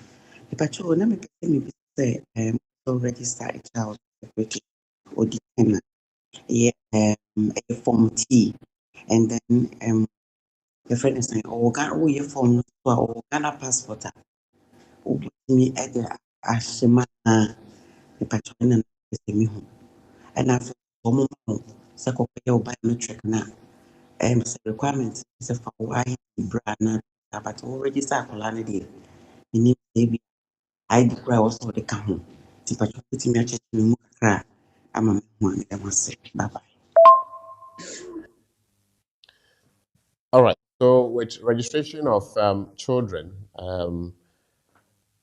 remember, so this will help us to understand the earlier caller's point where he's made application, wants to include a child. The child has no passport or ID, but they're asking for ID and wanted to know which one to provide. And I said that if the child who is a foreign child doesn't have an ID, then it might be the case to find an alternative. Now, this time, remember I said that he could consider registering the child. So this is where we are registering the child. If the child, the question would be, what's the nationality of the child? So you point it out. At the time of registration, the child nationality depends on how the circumstance plays out. It will either be British by birth um, or the nationality of the parent. Especially if this registration is for registration private life, so you can see that as private life application. If it's private life application, the child has been in the UK for 10 years, and we are registering the child. Then the child has the nationality of the parent. But we are not going to the nationality. So what's the nationality of the child? You have selected whatever you select. Next question, do you have a passport? You answer yes or no. If you say yes, you provide the passport details. Yeah. If it's expired, they will ask you to provide the details of the expired passport. If you say no, they will ask you why. It might be that a child has not had any passport. That will be your response. So it depends on the answer to the question and just follow through. Follow through. Okay. Well, let's pick up this voice note before we go to the comments. Please bear with me. Let's pick this one up. Good evening, Lawyer Charles Brerico. Me patrol, na me fie bi mu 1 month ago, and me 2 Even me the advice craft free lawyer ho. Na me awie no me free me contract no 24 February. And omo di mpa foforo ba fie mu on the 25th of February.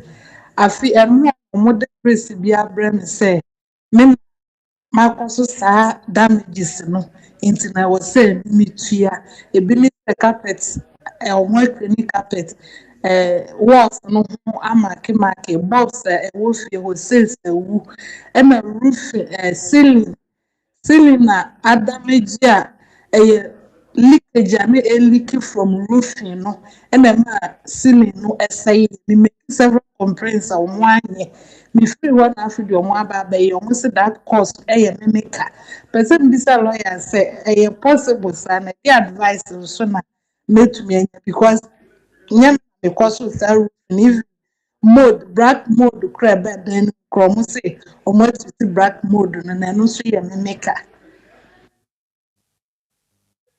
Lord, this person has sent a video of the damage she's talking about. It doesn't show any identity, so I would want to put it on whilst we try to answer that question. This is the damage the person is talking about. That's the roof that was leaking when she was living there, and she says that they've sent her a bill to pay for this. But if it's the roof, obviously, she doesn't have to pay, does she? Yeah, so we have to apportion the duty. You can see that it's one of the duties that will go to the landlord. Right. And I'm sure, as the lady pointed out, pursued the landlord to do the right thing. The landlord refused. Now, I was trying to get the dates when she said she left and the other person, but it doesn't really matter, depending on the nature of the damage or whatever we are looking at. The date she left and somebody took occupation of the property wouldn't really matter. But if it's to do with roof, whether she was living there or she's left, it is the landlord's duty. If it's to do with mold, who treats the mold? It's the landlord. Yeah. Because all you do is live in the property. You don't create the mold is created as a result of the structure, the weak structure or the nature of the soil. So if it's not being treated properly or carefully, then it will seep and get to other parts of the property. So eventually, we know that the landlord is responsible. So if these are the things that she's referring to, then I would say it's the landlord's duty To repair to repair, and the landlord has repaired it. The landlord cannot ask her to I pay. am suspecting that her deposit is at risk now. So the deposit is at risk for reasonable damages. And of course, if those damages, let's say there was the paint, there have been a lot of marks on the wall and all that, and the landlord had to repaint, then we're questioning ourselves who caused those marks. Is the tenant. If the floor is damaged, then it's likely it might have been caused by the tenant. The tenant. So in terms of the marks on the wall, the tenant. In terms of the floor which is damaged, tenant. But things like the structure of the property, the roof, the molds and all that, that will not go to the tenant. And again, maybe the garden has been left for the weed to overgrow, and there have been rodent infestation and all that. And of course, the tenant living there should have taken steps to ensure that this is done properly. Then the landlord can say that maybe because of what you left this to be, I'm going to clear it, but you pay for. Those ones are reasonable. So there should be some reasonable conversation between the landlord and the tenant. So yes, the deposit is at risk, unless of course we don't have all the information. We've seen the image. So one interesting scenario, you live in somebody's property which is carpeted, for instance, and obviously after a long period of usage, it will show some wear and tear. If you are leaving the tenant, do you have to change the carpet? That's a good point. So there are also instances where the carpet may not necessarily experience extreme wear and tear depending on who was living or is living in the property. Right. It's obvious or it's possible. And therefore, if it is possible that we want to open the conversation up to check whether this carpet is changing its nature as a result of normal wear and tear or as a result of contributory negligence by the tenant. If it is the negligence of the tenant, then the landlord will say, I'm going to change it for the new person, and you've got to pay for it. So it depends on what we are talking about, and it's to be obvious. Okay. All right. Let's pick up the comment on the platform, and we continue on that. Hello, I've been granted 30 months, 2.5 years leave to remain on the 10-year partner route under paragraph D LTRP 1.2 of Appendix FM. The permit would expire in December 2023 and is subject for renewal. My partner and my kids recently attained their indefinite leave to remain status. Please, I would like to know if one, I can switch my route and which, and two, how soon can I make application on any of your proposed bet or option and the total cost, including solicitor fee. Kuya Pokuche. All right. So our sister was granted or has been granted another 10-year route, I suppose. Yeah, 30 months, 2.5 years on the 10-year partner route. Yes, yes. So 10, good. Yeah, I saw 10, so yeah, it's there. So 10-year partner route. When it comes to partner, even when you switch, you'll be put back on the 10-year route. That's the position Home Office has taken.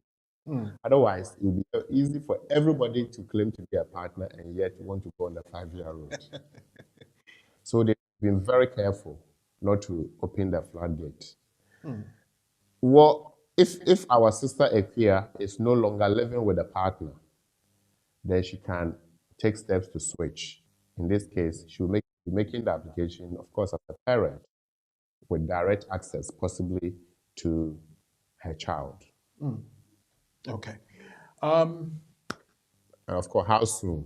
How soon is always the case that you make application 28 days, within 28 days to the expiry of that visa or leave. So if your visa is expiring today, then 28 days before today, you could have started your application. So the last day or count 28 days back. Depending on your situation, you can even make it earlier.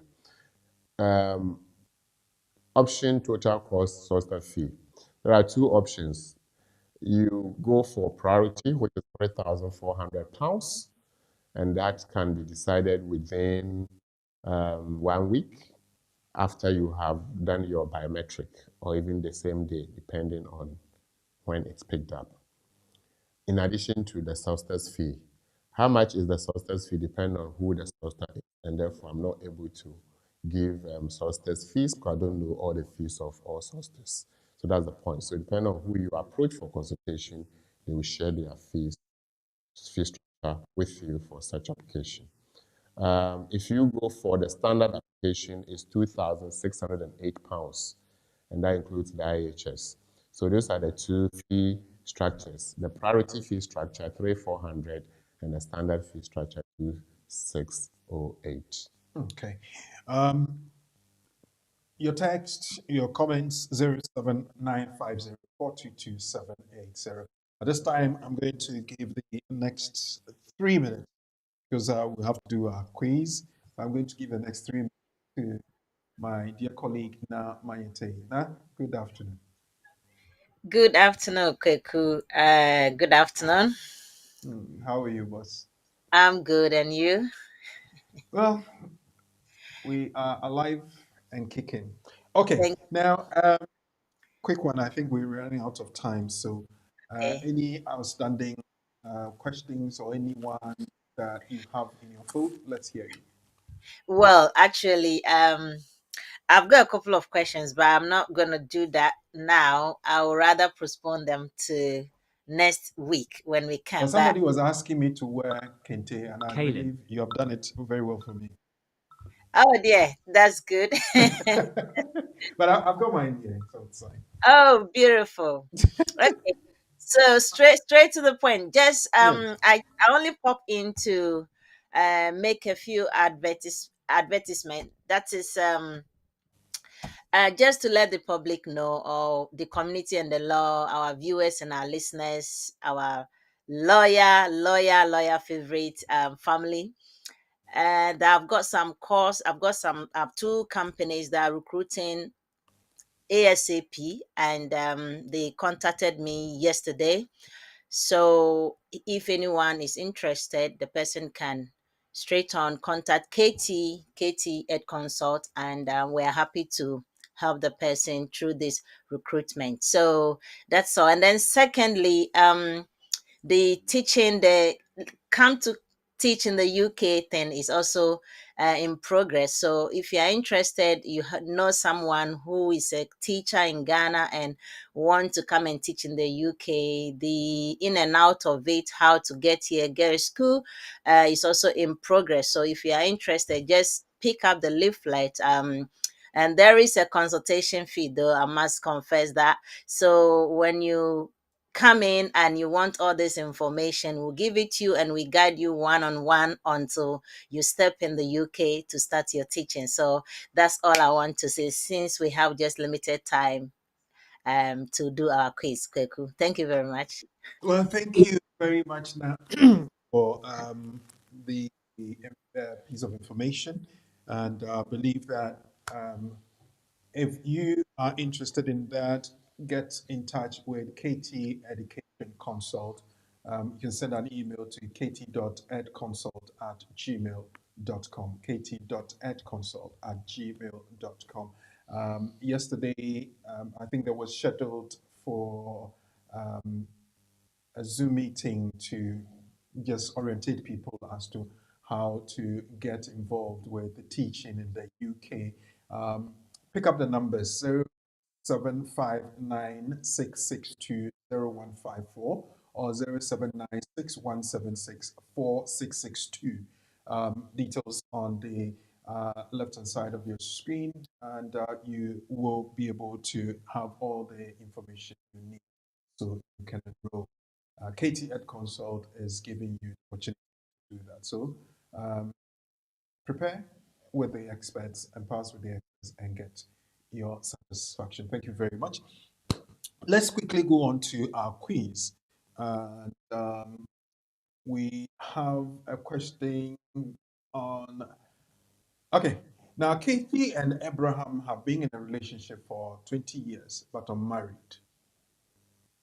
Abraham had two children from his previous relationship who are both successful lawyers and estranged from their father.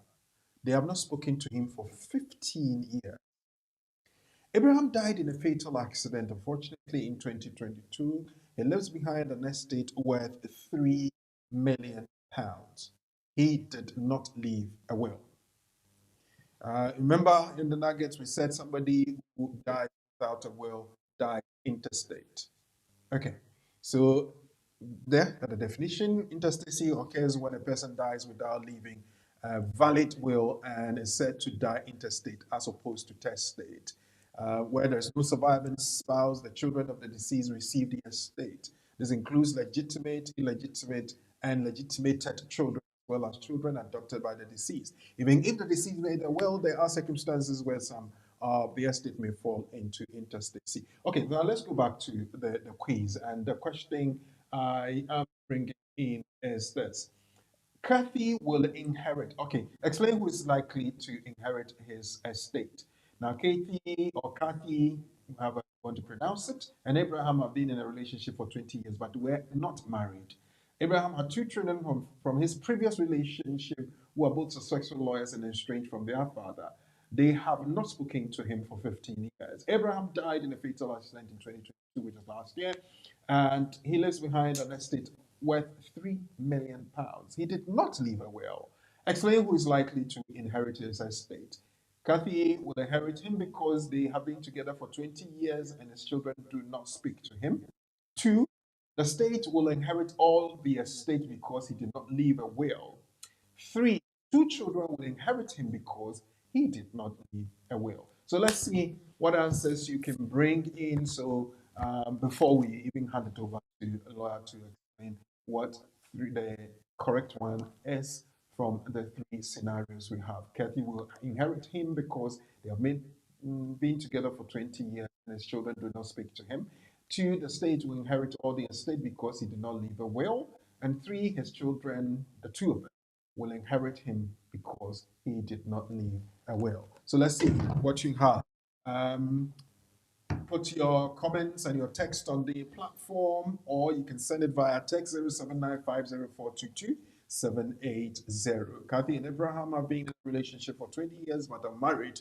Abraham, two children from previous relationship who are both successful lawyers and estranged from their father. They do not speak to him, and they have not done that for 15 years. Emmanuel Sechi, says number three. Number three says his two children will inherit him because he did not leave a will. What do you also think? Let's hear you. Let's see what you have. Who else? One, Kaifi will inherit him because they have been together for 20 years and his children do not speak to him. Two, the state will inherit all the estate because he did not have a will or did not leave a will. Achilles Baraza. Okay, let me pick that one for you. Achilles Baraza, he says number three. Achilles number three, which is his two children will inherit him because he did not leave a will. That's one on the text message platform. Naomi, yes, I've seen all your videos. Thank you very much. I think as the lawyer explained, definitely you have to have that conversation because certain things are not your fault. If the roof is leaking, other bits of damage which are not your fault, then obviously you have to have that conversation. She's saying that when they had sent her the bill for her to pay, she went in there and no repair has been done. So she thinks that is quite unfair. Yeah, well, I think there's more to it than just it meets the eye. Okay. Well, time and tide as it waits for no man. We just got about a minute more to round up things. So I will go to lawyer and find out what. Okay, now what do you think would be your answer? I'll put you on the spot, huh? Sorry, it was muted before. Looking at the nuggets and then with the question that you've asked, I'll go for number two. The state will inherit all the estate because he did not leave a will. So okay. So now we'll go for number two. Tilly Duma, I can see your number three. His two children will inherit him because he did not leave a will. Is there another one? Yes. Yao Boachi Ajimai, number one. Kathy will inherit him because they have been together for 20 years and his children do not speak to him. Lawyer, I've got three different answers. So let's unpack the scenario. Okay. So Kathy, Abraham, the children, we don't know their names. Kathy and Abraham, two successful lawyers. yes. So that makes it very interesting. It's not even where they've gotten to in life, but the circumstance surrounding their relationship with their father. Okay. So Kathy, we know that was never married to Abraham. And the law looks to the spouse. Therefore, Kathy has no share in the inheritance or the property. Okay. So she's out. So who is left? We move to the children. Now, the reason is that the man did not leave any will.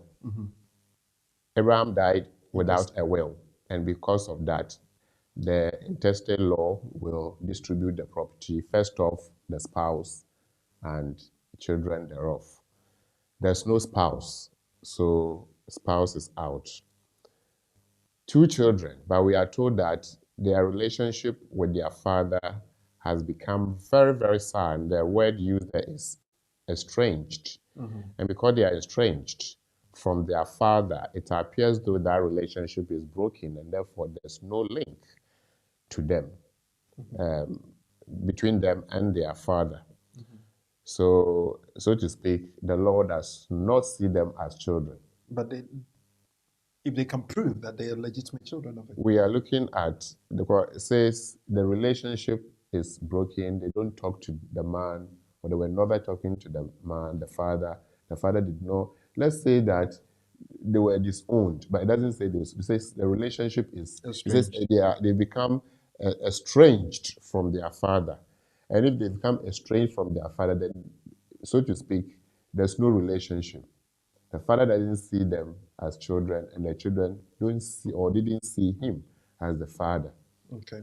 So we can see here that there's no child Involved. to place, to lay hand on, even though there is, but the circumstance suggests that it's difficult to. And therefore, there's no Kathy, there's no children, so the only one we have is the state. So that makes it number. But one would push the argument that these children are enlightened. Even though they are estranged from their father, they may come in to say that this is my legitimate father. I have evidence to prove that the deceased is my father. Would the law look at them? So that's a different conversation. But I think at this stage, suffice to say that we can't see a child clearly. So we conclude that there's nobody, so the state will place hold on the estate.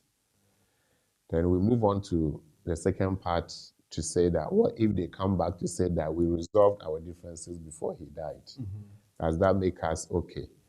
Maybe, but that is a different conversation. And I remember the very first caller that came in with a question that you said is a matter of jurisdiction. In the African setting, the extended family will come in because probably the deceased might have mentioned to 1 or 2 members of his family that have these children somewhere. Even though they are very stubborn children, so to speak, they are my children. And once he dies intestate, the family would push these children to come forward. But you also acknowledge that we have not discussed the Intestate Succession Act of 1985 on the platform yet here. Okay. And therefore, we cannot identify the provisions. Okay. And because of that, we cannot incorporate the presumption you are making that what if there are children lying somewhere, can they come in? We have to check what the law says with respect to the Ghanaian intestacy law. Then we can conclude on that point. Well, so from what lawyer said to us, from the explanation, the only person that got it is Na Mayeti. Na? Hello. Somebody has just commented on the platform. Yabuachi Ajimai says, congratulations, Na Mayeti. You are indeed a great teacher. Oh, thank you, Iyawachi Ajimai. Well, so Oreku, what can I say? It's just we thank God for everything. It's another successful week, and Katie, we are doing wonderful things. So if you are interested, all you need to do is just WhatsApp me on the number or send an email and you get to me. If you call sometimes during the day and I'm not able to respond to you, don't worry. I'll soon or very soon get back to you after I get less busy. So yes, Uriku, let me end here. Please, those of you interested in working in the care sector, as I've got 2 solid companies. In fact, I was shocked when I had a conversation with them and the profile that they showed to me. So if you are interested to come and work, there is work available for you. Just contact me and then we make a deal on that. Thank you, Oreku. Well, thank you very much. And with that, I hand you over to Lawyer Charles Asma for him to do the traditional thank yous and goodbye. So, viewers and listeners, once again, we asked ourselves a simple question: whether the spouse of a relevant EA national sponsor of EU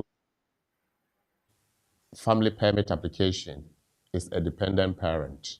We concluded that under Annex 1 of Appendix E provision, they are or the person is a dependent parent. What does that mean? It means that such a person can stand in to prove that the child depend on him or her, and therefore the child depend on the parent, regardless of whether the main sponsor is able to show or not. Because the law says either the main sponsor or their spouse. So this is to let us know that it is not all doom and gloom, because when it gets tough, there is always a way, because the law says all, and so the all can be relied upon. Thank you for being with us this wonderful Saturday for this engagement. We believe that you join us once again. Wish you all the best, and shalom. Well, with that, we want to say thank you for your time. Thank you for being with us. And thank you for staying. Your comments, your concerns, and your sharing as well has contributed to the success of this program. Thank you to Nama IT for coming on board to help us understand the situation with the teachers and of care route, and also answering the question so correctly. She was the only person that got it right. The technicalities and the rest of it, she was able to see through it. And also thank you to my studio producer and director, Professor Ade. Thank you to Padmo Dudu for the aesthetics and the graphics. And thank you to BWF solicitors, all the lawyers in-house and the admin staff. And we will be with you again same time next week. Until then, please be good. Have a wonderful week. And remember, on the 10th of April 2023, we'll be having barbecue and, of course, the legal clinic at ICGC King's Temple, Frederick Bremer School, Siddeley Road, Walthamstow, London E17 4EY. There will be free legal consultation. There's a lot of meat to chew on. There's a lot of hand-picked food to nibble on, a lot to drink, fun games, and of course, free legal consultation, as I said earlier on. So make a date, don't be late. To Sheila Ankra, my admin, thank you very much, Mrs., for all the support and the help. And to everybody, I say, have a good evening. God bless.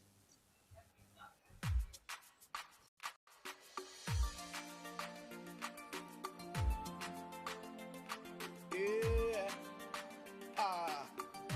Jesus, you're my everything, yeah. My everything is you, Lord. Yeah. Oh, oh, oh. Oh, oh, oh. Everybody say, ah. Say, oh, oh. Say, how can I express my gratitude for all the many things